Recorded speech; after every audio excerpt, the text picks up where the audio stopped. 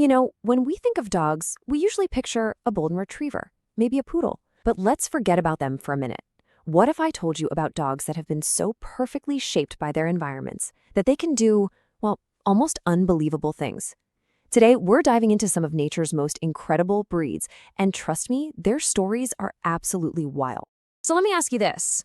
Could a dog actually have 6 fully formed toes on every single foot? Not as some weird genetic fluke, but as a high-performance tool. Or what about a dog that can climb a ladder? Now, this might sound like something out of a comic book, but these are real dogs. And they're all explained by one really powerful idea. And that idea is niche specialization. This is the key that unlocks everything we're about to talk about. It basically means these aren't just weird dogs, they're masterpieces of evolution. Every single one of their strange features is actually a brilliant solution to a very specific problem that nature threw at them. Okay, to really get a handle on just how extreme this can get, let's zoom in on our main case study.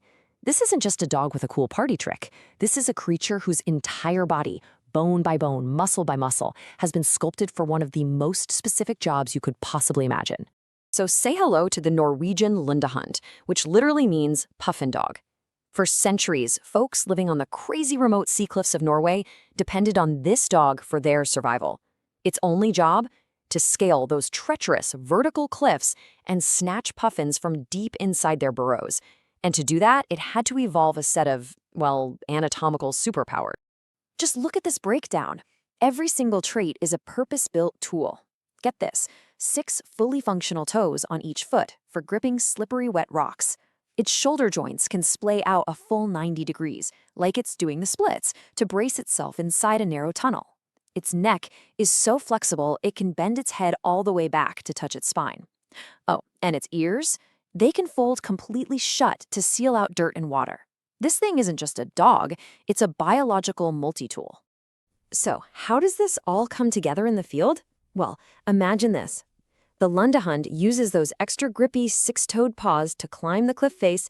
It gets to a puffin burrow, splays its front legs out to anchor itself inside, and then, in that super tight space, it flips its head back 180 degrees to turn around, all while its ears are sealed tight against the grime. It's the most perfect example of form-following function you'll ever see.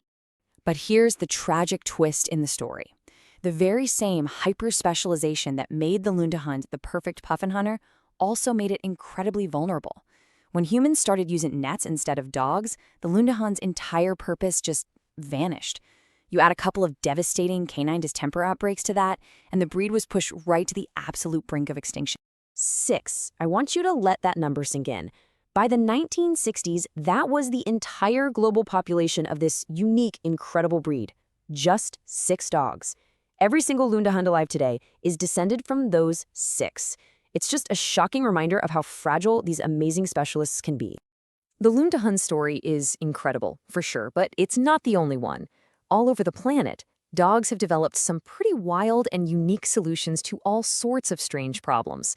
So let's do a quick lightning round of some other evolutionary marvels.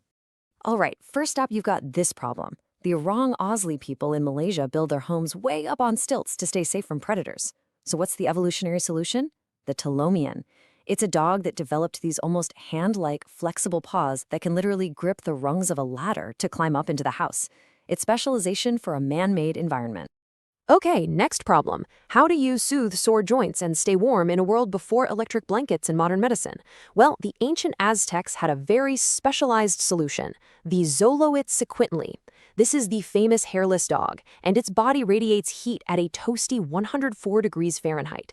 It was, quite literally, a living, breathing hot water bottle. Its lack of hair wasn't a defect, it was its most important feature. How about this one? Your job is to protect sheep from wolves while surviving brutal, freezing blizzards in the Italian Alps. The solution is the Bergamasco sheepdog. Now, that coat isn't just for looks. It's actually made of 3 different types of hair that weave together into these natural felted mats.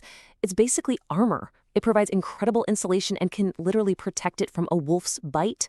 It's a coat built for both weather and warfare.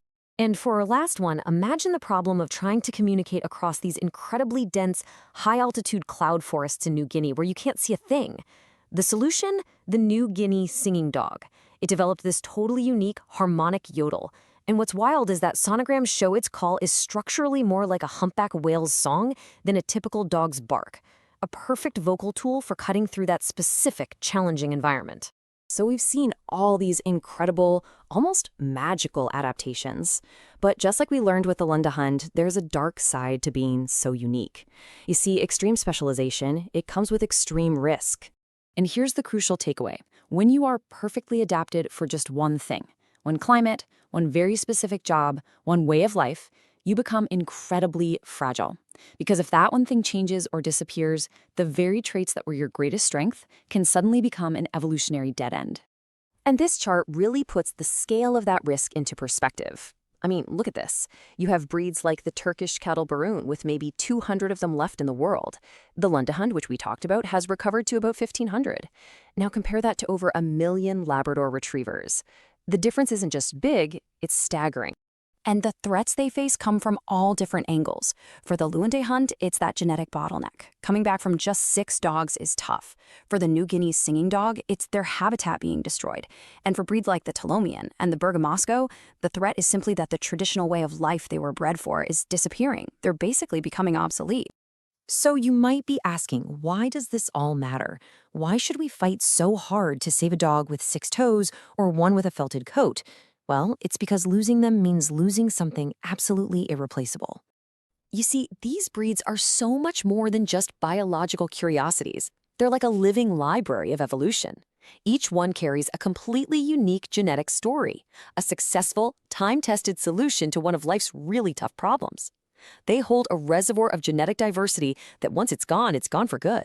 One of our sources for this explainer puts it just perfectly.